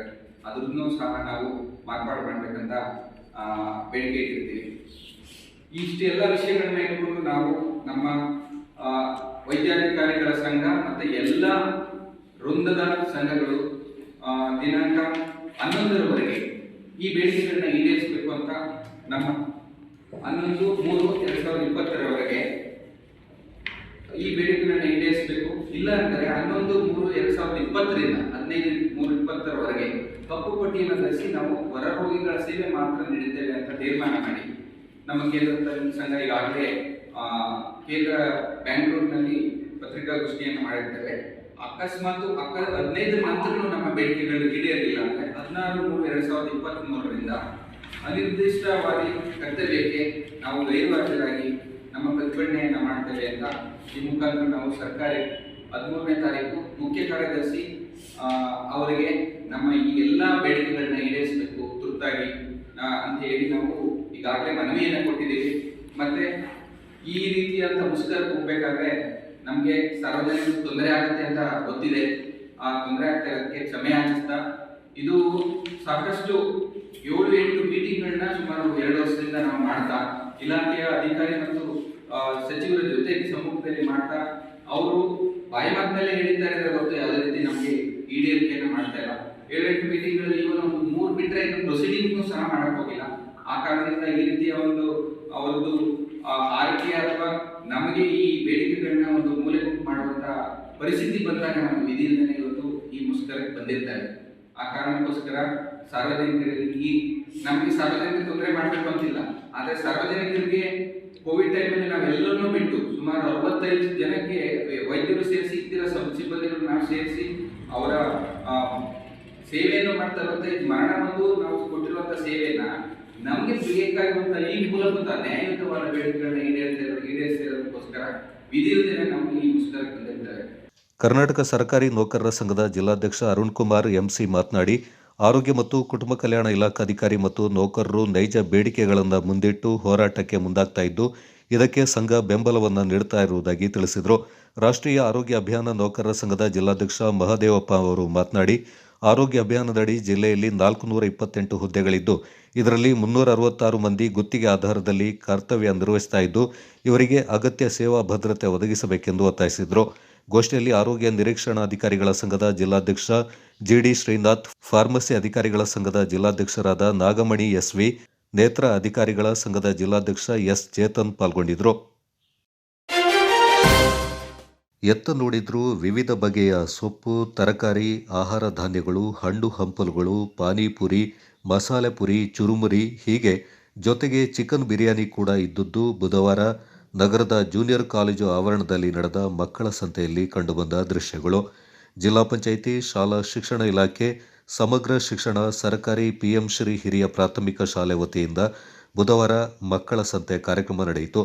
ಸುಮಾರು 70ಕ್ಕೂ ಹೆಚ್ಚು ಮಕ್ಕಳು ಮಕ್ಕಳ ಸಂತೆಯಲ್ಲಿ ಪಾಲ್ಗೊಂಡು ಗಮನ ಸೆಳೆದರು. ಗಣಿಕೆ ಸೊಪ್ಪು, ನುಗ್ಗೆ, ಕೊತ್ತಂಬರಿ, ಕರಿಬೇವು, ಬಸಳೆ, ಪಾಲಕ್ ಸೊಪ್ಪು, ಟೊಮೆಟೊ, ಕೆಸ, ಹಲಸು, ಬಾಳೆಕಾಯಿ, ಬಾಳೆಹಣ್ಣು, ಸಪೋಟ, ಕಿತ್ತಳೆ, ಚಕೋತ, ಮೂಲಂಗಿ, ನಿಂಬೆಹಣ್ಣು, ಸಿಹಿಗೆಣಸು, ಕಲ್ಲಂಗಡಿ, ಬದನೆ, ಪರಂಗಿ ಹಣ್ಣು, ಆಲೂಗಡ್ಡೆ, ಈರುಳ್ಳಿ, ಸೌತೆಕಾಯಿ, ಜೊತೆಗೆ ಮಹಿಳೆಯರ ಸೀರೆ ಒಳಗೊಂಡಂತೆ ಫ್ಯಾನ್ಸಿ ವಸ್ತುಗಳು ಹಲವು ವಿಭಾಗದಲ್ಲಿ ಮಕ್ಕಳ ಸಂತೆಯನ್ನು ಏರ್ಪಡಿಸಿದ್ದು ವಿಶೇಷ ಆಕರ್ಷಣೀಯವಾಗಿತ್ತು. ಬನ್ನಿ ಸರ್ 10 ರೂಪಾಯಿ, 20 ರೂಪಾಯಿ, 30 ರೂಪಾಯಿ, ಬನ್ನಿ ಸರ್ ಸಂತೆ ವ್ಯಾಪಾರ ಮಾಡಿ ಅಂತ ವಿದ್ಯಾರ್ಥಿಗಳು ಆಹ್ವಾನಿಸುತ್ತಿದ್ದ ದೃಶ್ಯ ಕಂಡುಬಂತು. ವಿದ್ಯಾರ್ಥಿಗಳ ವ್ಯಾಪಾರಕ್ಕೆ ಪೋಷಕರು ಕೂಡ ಸಾಥ್ ನೀಡಿದ್ದು ಕಂಡುಬಂತು. ಮಕ್ಕಳ ಸಂತೆಯಲ್ಲಿ ಚುರುಮುರಿ ಮತ್ತು ಫ್ರೆಶ್ ಜ್ಯೂಸ್ ಸವಿಯುತ್ತಿದ್ದುದು ಹೆಚ್ಚಾಗಿ ಕಂಡುಬಂತು. ತರಕಾರಿ ಮತ್ತು ವಿವಿಧ ಬಗೆಯ ಹಣ್ಣುಗಳನ್ನು ಮನೆಗೆ ಕೊಂಡೊಯ್ಯುವುದು ಕಂಡುಬಂದಿತು. ನಗರದ ಪಿಎಂ ಶ್ರೀ ಮಾದರಿ ಸರ್ಕಾರಿ ಹಿರಿಯ ಪ್ರಾಥಮಿಕ ಶಾಲೆ ವತಿಯಿಂದ ಇದೇ ಮೊದಲ ಬಾರಿಗೆ ಶಾಲೆ ಆವರಣದಲ್ಲಿ ಮಕ್ಕಳ ಸಂತೆ ನಡೆಸಿದ್ದು ವಿಶೇಷವಾಗಿತ್ತು. ಈ ಸಂದರ್ಭ ಮಾತನಾಡಿದ ಕ್ಷೇತ್ರ ಶಿಕ್ಷಣಾಧಿಕಾರಿ ಮಹೇಶ್ ಅವರು, ವಿದ್ಯಾರ್ಥಿಗಳ ಆರ್ಥಿಕ ಸಾಕ್ಷರತಾ ಶಿಕ್ಷಣವನ್ನು ಉತ್ತೇಜಿಸುವ ನಿಟ್ಟಿನಲ್ಲಿ ಸರ್ಕಾರದ ವತಿಯಿಂದ ಮಕ್ಕಳ ಸಂತೆಯನ್ನು ಹಮ್ಮಿಕೊಳ್ಳಲಾಗಿದೆ ಎಂದರು. ಮಕ್ಕಳಲ್ಲಿ ಆರ್ಥಿಕ, ವಾಣಿಜ್ಯ, ವ್ಯಾಪಾರದ ಮಹತ್ವ ಅರಿವು ಮೂಡಿಸುವಲ್ಲಿ ಮಕ್ಕಳ ಸಂತೆ ಸಹಕಾರಿಯಾಗಿದೆ. ಆ ನಿಟ್ಟಿನಲ್ಲಿ ಪ್ರತಿನಿತ್ಯ ಕುಟುಂಬಕ್ಕೆ ಬೇಕಿರುವ ಪದಾರ್ಥಗಳನ್ನು ಕೊಳ್ಳುವಲ್ಲಿ ಹಣದ ಉಳಿತಾಯ ಯೋಜನೆ ಬಗ್ಗೆ ಮಕ್ಕಳ ಸಂತೆ ಉತ್ಸಾಹದಾಯಕವಾಗಿದೆ ಎಂದು ಹೇಳಿದರು. ರಾಷ್ಟ್ರೀಯ ಸ್ವಯಂ ಸೇವಕ ಸಂಘದ ಶತಾಬ್ದಿ ಹಿನ್ನೆಲೆ ಹಿಂದೂ ಸಂಸ್ಕೃತಿಯ ಸಂರಕ್ಷಣೆಯ ಧ್ಯೇಯದೊಂದಿಗೆ ಫೆಬ್ರವರಿ 28ರಂದು ಚೆಟ್ಟಿಮಾನಿಯಲ್ಲಿ ಹಿಂದೂ ಸಂಗಮ ಕಾರ್ಯಕ್ರಮ ನಡೆಯಲಿದೆ. ಚೆಟ್ಟಿಮಾನಿ ಹಿಂದೂ ಸಂಗಮ ಆಯೋಜನಾ ಸಮಿತಿಯ ಸಂಚಾಲಕ ವಿವೇಕ್ ಕೆದಂಬಾಡಿಯವರು ಮಾತನಾಡಿ, ಹಿಂದೂ ಸಂಗಮದ ಅಂಗವಾಗಿ ಅಂದು ಬೆಳಿಗ್ಗೆ ಶೋಭಾಯಾತ್ರೆ ಮತ್ತು ಚೆಟ್ಟಿಮಾನಿ ಆಟದ ಮೈದಾನದಲ್ಲಿ ಸಮಾವೇಶ ನಡೆಯಲಿದೆ ಎಂದು ತಿಳಿಸಿದರು. ಮಡಿಕೇರಿ ತಾಲೂಕು ಚೆಟ್ಟಿಮಾನಿ ಗ್ರಾಮಾಂತರ ಮಂಡಲದಲ್ಲಿ ದಿನಾಂಕ 28/02/2026ರಂದು ಬೆಳಗ್ಗೆ 10 ಗಂಟೆಯಿಂದ ಹಿಂದೂ ಸಂಗಮ ಶೋಭಾಯಾತ್ರೆ ಮತ್ತು ಸಭಾ ಕಾರ್ಯಕ್ರಮವನ್ನು ನಡೆಸಲು ತೀರ್ಮಾನಿಸಲಾಗಿದೆ. ಆ ಪ್ರಯುಕ್ತ ನಾಡಿನ ಎಲ್ಲ ಹಿಂದೂ ಬಾಂಧವರು, ಮಾತಾ ಭಗಿನಿಯರು ಒಗ್ಗೂಡಿ ಹಿಂದೂ ಸಂಸ್ಕೃತಿ, ಆಚಾರ ವಿಚಾರ, ಸಾಮಾಜಿಕ ಬದ್ಧತೆ, ಸಮಾಜದ ಒಗ್ಗಟ್ಟು ಮತ್ತು ದೇಶಭಕ್ತಿ ಪ್ರದರ್ಶಿಸಬೇಕಾಗಿ ನಮ್ಮ ಚೆಟ್ಟಿಮಾನಿ ಮಂಡಲದ ಎಲ್ಲ ಸಂಯೋಜಕರ ಪರವಾಗಿ ಕೇಳಿಕೊಳ್ಳುತ್ತೇನೆ. ಇದರಲ್ಲಿ ಸಹಸ್ರಾರು ಜನ ಸೇರುವ ಸಾಧ್ಯತೆ ಇದೆ ಹಾಗೂ ಎಲ್ಲ ಹಿಂದೂ ಬಾಂಧವರು ಆದಷ್ಟು ಹೆಚ್ಚಿನ ಸಂಖ್ಯೆಯಲ್ಲಿ ಬಂದು ನಮ್ಮ ಕಾರ್ಯಕ್ರಮವನ್ನು ಯಶಸ್ವಿಗೊಳಿಸಬೇಕಾಗಿ ಕೇಳಿಕೊಳ್ಳುತ್ತೇನೆ. ವಿವೇಕ್ ಕೆದಂಬಾಡಿ. ಸಮಿತಿಯ ಪ್ರಮುಖರಾದ ಶರತ್ ಪದಕಲ್ಲು ಮಾತನಾಡಿ, ಅಂದು ಬೆಳಿಗ್ಗೆ 9 ಗಂಟೆಗೆ ಪದಕಲ್ಲು ಗ್ರಾಮದ ಶ್ರೀ ಭಗವತಿ ದೇವಸ್ಥಾನದಲ್ಲಿ ವಿಶೇಷ ಪೂಜೆಯನ್ನು ಸಲ್ಲಿಸಲಾಗುತ್ತದೆ. ಬಳಿಕ ಕುಂದಚೇರಿ ಗ್ರಾಮ ಪಂಚಾಯಿತಿಗೆ ಒಳಪಟ್ಟ ಪದಕಲ್ಲು, ಕುಂದಚೇರಿ, ಕೋಪಟ್ಟಿ, ಚರಂಡೇಟಿ ಮತ್ತು ಸಿಂಗತ್ತೂರು ಗ್ರಾಮದ ಹಿಂದೂ ಬಾಂಧವರು ಸಮಾವೇಶಗೊಳ್ಳುವ ಮೂಲಕ ಬೃಹತ್ ಶೋಭಾಯಾತ್ರೆ ನಡೆಯಲಿದೆ. ಬಳಿಕ ನಿವೃತ್ತ ಉಪನ್ಯಾಸಕರಾದ ದಾಯನ ರಾಮಕೃಷ್ಣ ಅವರ ಅಧ್ಯಕ್ಷತೆಯಲ್ಲಿ ನಡೆಯುವ ಸಮಾವೇಶದಲ್ಲಿ ಮಹೇಶ್ ಕಡಗದಾಳು ಅವರು ದಿಕ್ಸೂಚಿ ಭಾಷಣ ಮಾಡಲಿದ್ದಾರೆಂದು ತಿಳಿಸಿದರು. ಭಗವತಿ ದೇವಸ್ಥಾನದ ಬಳಿ ನಾವು 9:30 ಗಂಟೆಗೆ ಪೂಜೆಯನ್ನು ನೆರವೇರಿಸಿ 10 ಗಂಟೆಗೆ ನಮ್ಮ ಶೋಭಾಯಾತ್ರೆ ಹೊರಡಲಿದೆ. ಪದಕಲ್ಲು ಎಲ್ಲಿಯದು? ಚೆಟ್ಟಿಮಾನಿ, ಕುಂದಚೇರಿ ಪಂಚಾಯಿತಿಯ ಚೆಟ್ಟಿಮಾನಿಯ ಪದಕಲ್ಲು ಗ್ರಾಮ. ಭಗವತಿ ದೇವಸ್ಥಾನದಲ್ಲಿ 9:30ಕ್ಕೆ ಪೂಜೆಯನ್ನು ಸಲ್ಲಿಸಿ 10 ಗಂಟೆಗೆ ಶೋಭಾಯಾತ್ರೆ ನಡೆಯಲಿದೆ. ಆ 10 ಗಂಟೆಯ ಶೋಭಾಯಾತ್ರೆಯಲ್ಲಿ ಕೇರಳದ ಚಂಡೆ, ಹಾಗೆ ಮಹಿಳೆಯರ ಕಳಸ, ಹಾಗೆ ಮಕ್ಕಳ ಒಂದು ನೃತ್ಯದ ಜೊತೆಗೆ ಟ್ಯಾಬ್ಲೋ ನಾವು ಚೆಟ್ಟಿಮಾನಿ ಶಾಲಾ ಮೈದಾನದಲ್ಲಿ ಸಭಾ ಕಾರ್ಯಕ್ರಮವನ್ನು ಏರ್ಪಾಡು ಮಾಡಿದ್ವಿ. ಒಂದು 11:30ಗೆ ನಮ್ಮ ಶೋಭಾಯಾತ್ರೆ ಮೈದಾನದ ಬಳಿ ತಲುಪಿ ಅಲ್ಲಿ ಸಭಾ ಕಾರ್ಯಕ್ರಮ ನೆರವೇರುತ್ತದೆ. ನಮ್ಮ ಈ ಕಾರ್ಯಕ್ರಮದ ಸಂಯೋಜಕರಾಗಿ ಗೋಷ್ಠಿಯಲ್ಲಿ ಹಿಂದೂ ಸಂಗಮ ಆಯೋಜನಾ ಸಮಿತಿಯ ಸ್ವಯಂ ಸೇವಕರಾದ ಜೀವನ್ ಕೆದಂಬಾಡಿ, ಶಿವಕುಮಾರ್ ಕುದುಪಜೆ, ಮತ್ತಿತರ ಪ್ರಮುಖರು ಪಾಲ್ಗೊಂಡಿದ್ದರು. ಮಡಿಕೇರಿ ಸಮೀಪದ ಮಕ್ಕಂದೂರು ಗ್ರಾಮ ಪಂಚಾಯಿತಿ ವ್ಯಾಪ್ತಿಯ ಹೆಮ್ಮೆತ್ತಾಳು ಗ್ರಾಮ ಶ್ರೀ ಚಾಮುಂಡೇಶ್ವರಿ ದೇವಿಯ ಅಷ್ಟಬಂಧ ಬ್ರಹ್ಮಕಲಶ ಮುಹೂರ್ತ ಹಾಗೂ ನಾಗದೇವರು ಗುಳಿಗ ದೈವದ ಪ್ರತಿಷ್ಠಾಪನಾ ಕಾರ್ಯ ಶ್ರದ್ಧಾ ಭಕ್ತಿಯೊಂದಿಗೆ ತಾರೀಕು 20ರ ರಾತ್ರಿಯಿಂದ 22ರ ಸಂಜೆಯವರೆಗೆ 3 ದಿನಗಳ ಕಾಲ ವಿವಿಧ ದೈವಿಕ ಕೈಂಕರ್ಯಗಳು ಜರುಗಿದವು. ಆದ್ಯ ಗಣಪತಿ ಹೋಮ, ನವಗ್ರಹ ಹೋಮ, ಶಿಖರ ಪೂಜೆ ಹಾಗೂ ಪ್ರತಿಷ್ಠೆ, ಸಪ್ತಶುದ್ಧಿ, ಶಾಂತಿ ಪ್ರಾಯಶ್ಚಿತ ಹೋಮ, ತತ್ವ ಹೋಮ, ಅಧಿವಾಸ ಹೋಮ, ಸುದರ್ಶನ ಹೋಮ, ರಾಕ್ಷೋಘ್ನ ಹೋಮ, ಚಾಮುಂಡೇಶ್ವರಿ ಹೋಮ, ವಾಸ್ತು ಹೋಮ, ಬ್ರಹ್ಮ ಕಲಶಾಧಿವಾಸ, ಚಾಮುಂಡೇಶ್ವರಿ ದೇವಿಯ ಬಿಂಬ ಪ್ರತಿಷ್ಠೆ, ಅಷ್ಟಬಂಧ ಲೇಪನ, ನಿದ್ರಾ ಕುಂಭಾಭಿಷೇಕ, ದುರ್ಗಾ ಹೋಮ, ನಾಗಪ್ರತಿಷ್ಠಾ ಗುಳಿಗದೈವ ಪ್ರತಿಷ್ಠೆಯೊಂದಿಗೆ ಬ್ರಹ್ಮ ಕಲಶಾಭಿಷೇಕ ನೆರವೇರಿತು. ಪೂಜಾ ಕಾರ್ಯದಲ್ಲಿ ಮಡಿಕೇರಿ ಶಾಸಕ ಡಾಕ್ಟರ್ ಮಂತರಗೌಡ ಪಾಲ್ಗೊಂಡು ದೇವರ ಪ್ರಸಾದವನ್ನು ಸ್ವೀಕರಿಸಿದರು.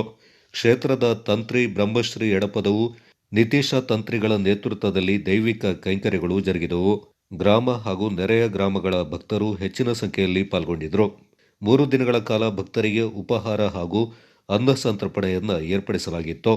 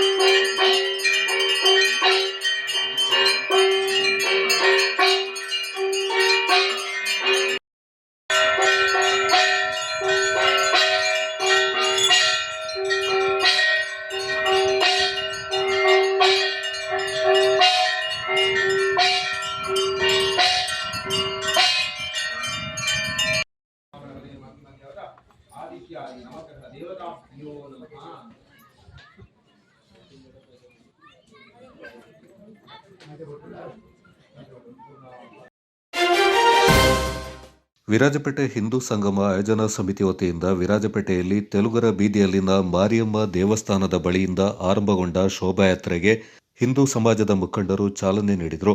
ನಗರದ ಮುಖ್ಯ ಬೀದಿಗಳಿಂದ ಹೊರಟ ಹಿಂದೂ ಸಂಗಮದ ಬೃಹತ್ ಶೋಭಾಯಾತ್ರೆಗೆ ಜನಸಾಗರವೇ ಹರಿದು ಬಂದಿತ್ತು. ಅದ್ದೂರಿಯಾಗಿ ನಡೆದ ಶೋಭಾಯಾತ್ರೆಯಲ್ಲಿ ಸಾವಿರಾರು ಜನಸಾಗರ ಸೇರಿ ಶಿಸ್ತುಬದ್ಧ ವ್ಯವಸ್ಥೆ ಹಾಗೂ ಸಾಂಸ್ಕೃತಿಕ ವೈಭವದೊಂದಿಗೆ ಯಶಸ್ವಿಯಾಗಿ ನೆರವೇರಿತು.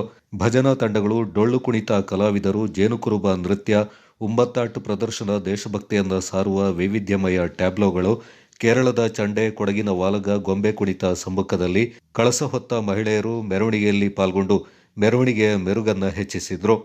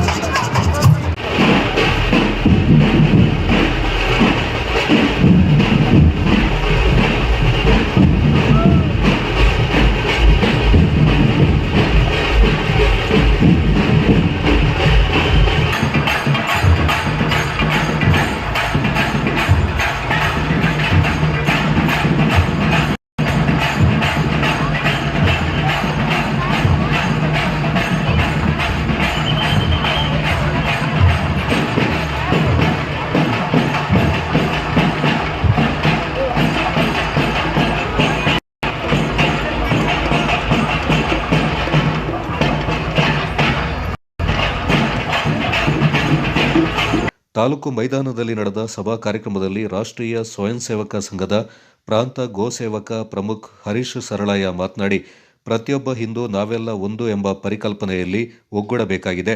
ಭಾರತೀಯರು ಜಗತ್ತಿಗೆ ಸಂಸ್ಕೃತಿ, ನಾಗರಿಕತೆ ಹಾಗೂ ಬದುಕುವ ಕಲೆ ಹೇಳಿಕೊಟ್ಟಿದ್ದಾರೆಂದರು. ಹೋಟ್ಲಿಗೆ ಹೋಗಿ ಅಲ್ಲಿ ಚಾ ಕುಡಿದು ತನ್ನೋವು ನಿವಾರಣೆ ಮಾಡ್ತಾ ಇದ್ದಾರೆ. ಇದನ್ನು ಹೇಳ್ತಾ ಅವ್ರು ಹೇಳಿದ್ರು, ನನ್ನಲ್ಲಿ ಏನಿದೆ, ನಮ್ಮಲ್ಲಿ ಏನಿದೆ ಅದರ ಬಗ್ಗೆ ನಂಬಿಕೆ ಇಲ್ಲ. ಹೋಟ್ಲ್ನವನಿಗೆ ಚಾದ ಬಗ್ಗೆ ನಂಬಿಕೆ ಇಲ್ಲ, ಮೆಡಿಕಲ್ ಶಾಪ್ನವನಿಗೆ ಟ್ಯಾಬ್ಲೆಟ್ ಬಗ್ಗೆ ನಂಬಿಕೆ ಇಲ್ಲ. ಹಾಗೆ ಇವತ್ತು ಹಿಂದೂ ಸಮಾಜ ಆಗಿದೆ. ಹಿಂದೂ ಅಂದರೆ ಏನು ಅಂತ ಹೇಳೋದೇ ಗೊತ್ತಿಲ್ಲ ಅಂತ ಹೇಳುವಂಥದ್ದು ಅನೇಕ. ಆದರೆ ಇವತ್ತು ನಾವು ನೋಡಬೇಕಾದ್ರೆ ಇಡೀ ವಿರಾಜಪೇಟೆ ನಗರಕ್ಕೆ ನಗರವೇ ಹಿಂದೂ ಸಂಗಮದಲ್ಲಿ ಜೋಡಿಕೊಳ್ಳುವಂಥದ್ದು ಮಾಡಿದೆ. ಇಡೀ ನಗರ ಅದರಲ್ಲಿ ಜೋಡಿಕೊಂಡಿದೆ. ಅನೇಕರು ಅದರಲ್ಲಿ ಅಂದರೆ ಬಹುತೇಕರು ಅದರಲ್ಲಿ ಭಾಗವಹಿಸುವಂಥದ್ದು. ಪೂರ್ತಿ ವಿರಾಟ್ ಹಿಂದೂ ಸಮಾಜದ ಒಂದು ದರ್ಶನ ಇವತ್ತಾಗಿದೆ. ಇದು ಇವತ್ತಿನಿಂದ ನಾಳೆಗೆ ಆಗಲಿಲ್ಲ. ಅನೇಕ, ನಾನಾಗಲೇ ಹೇಳಿದೆ, ಕೋಟ್ಯಾಂತರ ವರ್ಷ ಅಂತ. ಈಗ ನಾವು ಕಲಿಯುಗ ಪ್ರಾರಂಭ ಆಗಿ 52,000 ವರ್ಷ, 5,127 ವರ್ಷ ಅಂದರೆ 52ನೇ ಶತಮಾನ ಅಂತ ಹೇಳ್ತೇವೆ. 21ನೇ ಶತಮಾನ ಅಂತ ಇನ್ನೊಂದು ಪದ್ಧತಿಯಲ್ಲಿ ಹೇಳ್ತಾರೆ. ಇಡೀ ಕಲಿಯುಗ ಅಂದರೆ 4,32,000 ವರ್ಷ ಇದೆ. ಈ ಥರ 4 ಯುಗಗಳು ಸೇರಿದ್ರೆ 43,20,000. ಇದು ಮತ್ತೆ ಮತ್ತೆ ಬಂದರೆ 4 ಸೇರಿದ್ರೆ ಒಂದು ಮಹಾಯುಗ. ಅದು 71 ಸಲ ಬಂದರೆ ಒಂದು ಮನ್ವಂತರ. ಈಗ ವೈವಸ್ವತ ಮನ್ವಂತರಲ್ಲಿದ್ದೇವೆ. ಅಂದರೆ ಕೋಟ್ಯಂತರ ವರ್ಷಗಳಿಂದ ನಡ್ಕೊಂಡು ಬಂದಿದೆ ಹಿಂದೂ ಸಮಾಜ. ಹಿಂದುತ್ವ ಅಂತ ಹೇಳುವಂಥದ್ದು ಮತ್ತು ಇಲ್ಲಿಯ ರಾಷ್ಟ್ರೀಯತೆ ಇದು ಬೇರೆ ಬೇರೆ ಅಲ್ಲ. ಈ ದೇಶಕ್ಕೆ ಸ್ವಾತಂತ್ರ್ಯ ಬಂದು ಸಂವಿಧಾನವನ್ನು ಆಯ್ಕೆ ಮಾಡಬೇಕಾದ್ರೆ, ಸಂವಿಧಾನವನ್ನು ರಚನೆ ಮಾಡಬೇಕಾದ್ರೆ ನಮ್ಮೆಲ್ಲ ರಾಷ್ಟ್ರೀಯ ಲಾಂಛನದ ಕೆಳಗೆ ಸತ್ಯಮೇವ ಜಯತೆ ನಮ್ಮ ನೋಟುಗಳಲ್ಲೂ ಇದೆ, ಎಲ್ಲ ಮುದ್ರಣಗಳಲ್ಲೂ ಇದೆ. ಅದನ್ನು ವೇದಗಳಿಂದ ಆಯ್ಕೆ ಮಾಡಿಕೊಂಡು, ಅಂದರೆ ಇಲ್ಲಿಯ ಜೀವನ ಪದ್ಧತಿಯನ್ನು ಬಿಟ್ಟು ಬೇರೆ ಏನು ಯೋಚನೆ ಮಾಡಲಿಕ್ಕೆ ಸಾಧ್ಯನೇ ಇಲ್ಲ. ಡಾಕ್ಟರ್ ಮಾತಂಡ ಅಯ್ಯಪ್ಪ ಮಾತನಾಡಿ, ಕಾರ್ಯಕ್ರಮ ಇರುವುದು ಯಾರ ವಿರುದ್ಧ ಅಲ್ಲ. ಹಿಂದುತ್ವ ಅಂದರೆ ಭಾರತೀಯರ ವಿಶ್ವದೃಷ್ಟಿ, ಜೀವನ ದರ್ಶನ, ಭಾರತೀಯರ ನಡವಳಿಕೆಯಾಗಿದೆ ಎಂದರು. ಪ್ರಮುಖರಾದ ಡಾಕ್ಟರ್ ಚೇಂದಿರ ಬೋಪಣ್ಣ ಈ ಸಂದರ್ಭ ಮಾತನಾಡಿದರು. ಹಿಂದೂ ಸಂಗಮ ಆಯೋಜನಾ ಸಮಿತಿ ವಿರಾಜಪೇಟೆ ತಾಲೂಕು ಅಧ್ಯಕ್ಷ ಕುಪ್ಪಂಡ ರಾಜು ಕಾರ್ಯಪ್ಪ, ಸಹ ಸಂಚಾಲಕ ಹೇಮಂತ್, ಸಂಯೋಜಕಿ ಮನೆಯಪಂಡ ಕಾಂತಿ ಸತೀಶ್ ಮತ್ತಿತರ ಪ್ರಮುಖರು ಈ ಸಂದರ್ಭ ಪಾಲ್ಗೊಂಡಿದ್ದರು.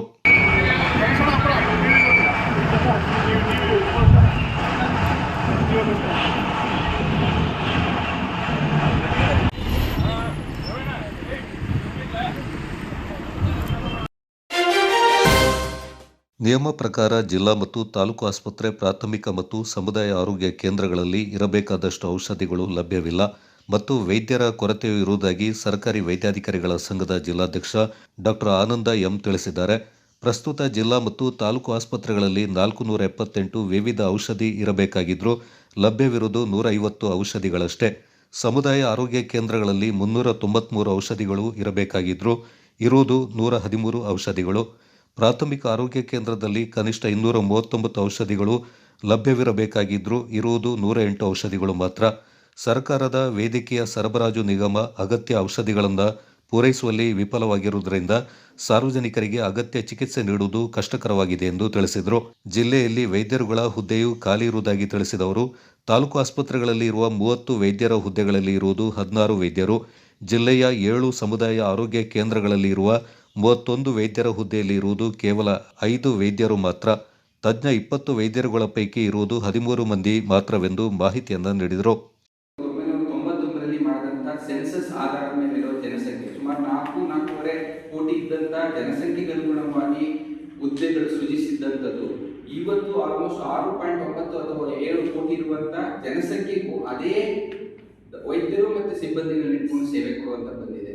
ಇವತ್ತು almost more than 50 to 60% patient load ಜಾಸ್ತಿ ಆಗಿದೆ, ಹೊರ ರೋಗಿಗಳ ಸಂಖ್ಯೆ ಜಾಸ್ತಿ ಆಗಿದೆ, ಐಪಿಲಿ ಜಾಸ್ತಿ ಆಗಿದೆ, ಒಳ ರೋಗಿಗಳು ಅವ್ರಿಗೆಲ್ಲರೂ ಸಹ ನಾವು ಅದೇ ವೈದ್ಯರು ಎಷ್ಟು ಸಂಖ್ಯೆಯಲ್ಲಿ ವೈದ್ಯರ ಹುದ್ದೆಗಳು ಸೃಷ್ಟಿಯಾಗಿತ್ತು, ಎಷ್ಟು ಸಂಖ್ಯೆಯಲ್ಲಿ ನರ್ಸಸ್, ಎಷ್ಟು ಸಂಖ್ಯೆಯಲ್ಲಿ ಫೀಲ್ಡ್ ವಿಸಿಟ್ಸ್ ಅಲ್ಲಿ ಮಾಡಬೇಕಾದಂತ ಇತ್ತು, ಅದನ್ನೇ ಮಾಡ್ತಾ ಇದ್ದೀವಿ. ಆ ಕಾರಣದಿಂದ ನಮಗೆ ಒತ್ತಡ ಜಾಸ್ತಿ ಆಗಿದೆ.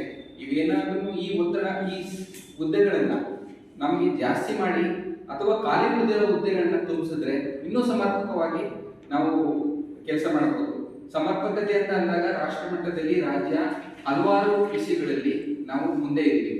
ಸುಮಾರು 2030ಕ್ಕೆ ನಾವು ಒಂದು ಗೋಲ್ನ ರೈಟ್ ಮಾಡಬೇಕಾದಂತ ತಾಯಿ ಮರಣವನ್ನ ಇಳಿಕೆ ಮಾಡಬೇಕು ಅಂತ ಒಂದು ಗೋಲ್ ಇದೆ SDG ಅಂತ. ಅದಕ್ಕೆ 2030ಕ್ಕೆ 70 ಇಳಿಸ್ಬೇಕಂತ ನಮ್ಮ ಕರ್ನಾಟಕದಲ್ಲಿ ನಾವು ನಮ್ಮೆಲ್ಲ ನೀವು ನೌಕರರು ಫೀಲ್ಡ್ ಡ್ಯೂಟಿಲಿ ಇರುವಂತಹ ನರ್ಸಸ್ಗಳು ಡಾಕ್ಟರ್ಸ್ ಸೇರಿಸಿ ಆಲ್ರೆಡಿ 68 ಇಳಿಸಿದ್ವಿ.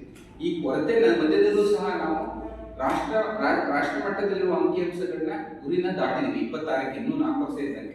ಇನ್ನು ಏನಾದರೂ ನಮ್ಗೆ ಇನ್ನು ಫುಲ್ಲು ನಮ್ಮ ವೃಂದವನ್ನ ಹುದ್ದೆಗಳನ್ನೆಲ್ಲ ಭರ್ತಿ ಮಾಡಿದ್ರೆ ನಾವು ಇನ್ನೂ ರಾಷ್ಟ್ರ ಮಟ್ಟದಲ್ಲಿ ರಾಜ್ಯ ಮೊದಲೇ ನಿಂತು ಎಲ್ಲ ಅಂಕಿಅಂಶಗಳು ಅದು ಎಲ್ಲ ರೋಗಗಳಾಗ್ಬೋದು ಅವುಗಳನ್ನ ಸರಿದೂಗಿಸಿ ನಿರ್ಮೂಲನೆ ಮಾಡುವ ಅಥವಾ ರೋಗಿಗಳಿಗೆ ಚಿಕಿತ್ಸೆ ಕೊಡೋದ್ರಲ್ಲಿ ನಾವು ನಂಬರ್ 1 ಆಗಲಿಕ್ಕೆ ನಮ್ಮ ಕರ್ನಾಟಕ ಸರ್ಕಾರದಲ್ಲಿರುವಂತಹ ವೈದ್ಯಾಧಿಕಾರಿಗಳು ಮತ್ತು ಇತರ ಎಲ್ಲ ಸಂಘದವರು ನಾವು ಶ್ರಮಿಸಬಹುದು ಅಂತ ನಮ್ಮ ಒಂದು ಭಾವನೆ. ಸಹಕಾರ ಸಂಘಗಳು ಪ್ರತಿ ವರ್ಷ ಕಡ್ಡಾಯವಾಗಿ ಆಡಿಟಿಂಗ್ ಮಾಡಿಸುವ ಮೂಲಕ ಪಾರದರ್ಶಕ ಆಡಳಿತವನ್ನು ನೀಡಬೇಕೆಂದು ಕೊಡಗು ಜಿಲ್ಲಾ ಸಹಕಾರ ಕೇಂದ್ರ ಬ್ಯಾಂಕ್ನ ಅಧ್ಯಕ್ಷ KP ಗಣಪತಿ ಕರೆ ನೀಡಿದ್ದಾರೆ. ಕರ್ನಾಟಕ ರಾಜ್ಯ ಸಹಕಾರ ಮಹಾಮಂಡಲ ಮತ್ತು ಕೊಡಗು ಜಿಲ್ಲಾ ಸಹಕಾರ ಯೂನಿಯನ್ನ ಸಂಯುಕ್ತ ಆಶ್ರಯದಲ್ಲಿ ನಗರದ ಖಾಸಗಿ ಹೋಟೆಲ್ ಸಭಾಂಗಣದಲ್ಲಿ ನಡೆದ ಜಿಲ್ಲೆಯ ಸಹಕಾರ ಸಂಘಗಳ ಅಧ್ಯಕ್ಷರುಗಳಿಗೆ ಆದಾಯ ತೆರಿಗೆ, GST ಮಾಹಿತಿ ಹಾಗೂ ಪದಾಧಿಕಾರಿಗಳ ಕರ್ತವ್ಯ ಜವಾಬ್ದಾರಿ ಕುರಿತು ರಾಜ್ಯ ಮಟ್ಟದ ವಿಶೇಷ ಕಾರ್ಯಕ್ರಮವನ್ನು ಉದ್ಘಾಟಿಸಿ ಅವರು ಮಾತನಾಡಿದರು. ಜಿಲ್ಲೆಯ ಸಹಕಾರಿ ಕ್ಷೇತ್ರಕ್ಕೆ 115 ವರ್ಷಗಳ ಇತಿಹಾಸವಿದೆ. ಉತ್ತಮ ಸಹಕಾರಿ ಸಂಘಗಳಿರುವ ಹೆಗ್ಗಳಿಕೆಯನ್ನು ಹೊಂದಿರುವ ಜಿಲ್ಲೆ ರಾಜ್ಯದಲ್ಲಿಯೇ ಮುಂಚೂಣಿಯಲ್ಲಿದೆ ಮತ್ತು ಮಾದರಿ ಎನಿಸಿಕೊಂಡಿದೆ. ಈ ಖ್ಯಾತಿ ಹೀಗೆ ಮುಂದುವರಿಸಬೇಕಾದ್ರೆ ಪಾರದರ್ಶಕ ಆಡಳಿತ ನಡೆಸುವುದು ಮುಖ್ಯ ಎಂದರು. ಜಿಲ್ಲೆಯಲ್ಲಿರುವ ಒಟ್ಟು ಸಹಕಾರಿ ಸಂಘಗಳಲ್ಲಿ 103 ಮಾತ್ರ ಲಾಭದಲ್ಲಿದ್ದು ಉಳಿದವು ನಷ್ಟದಲ್ಲಿವೆ. ಈ ಹಿಂದೆ ಇದ್ದ 115 ದವಸ ಭಂಡಾರಗಳಲ್ಲಿ ಪ್ರಸ್ತುತ 76 ಮಾತ್ರ ಕಾರ್ಯನಿರ್ವಹಿಸ್ತಾ ಇವೆ. ಕೆಲವು ಸಹಕಾರ ಸಂಘಗಳು ಮತ್ತು ದವಸ ಭಂಡಾರಗಳು ಆಡಿಟ್ ವರದಿ ನೀಡುವಲ್ಲಿ ವಿಫಲಗೊಂಡಿವೆ. ಈ ಪರಿಸ್ಥಿತಿ ಹೀಗೇನೆ ಮುಂದುವರೆದರೆ ಕೊಡಗಿನ ಸಹಕಾರಿ ರಂಗಕ್ಕೆ ಕೆಟ್ಟ ಹೆಸರು ಬರಬಹುದು, ಹಿರಿಯರ ಶ್ರಮಕ್ಕೆ ಕುಂದು ಬರಬಹುದೆಂದು KP ಗಣಪತಿ ಆತಂಕ ವ್ಯಕ್ತಪಡಿಸಿದರು.